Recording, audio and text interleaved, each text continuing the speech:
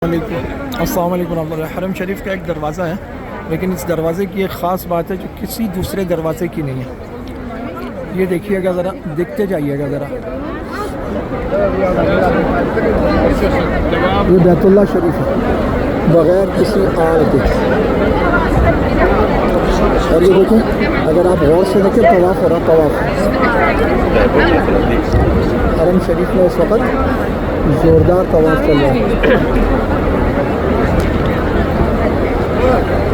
और मैं करीब नहीं खड़ा हूँ, दरवाजे से भी खासा दूर खड़ा हूँ। ये देखें, इतना दूर खड़ा हूँ मैं दरवाजे से, लेकिन ये आपने ज़रा सा जूम किया और ये मैं रश में खड़ा हूँ, लोगों के कंधे लग रहा है।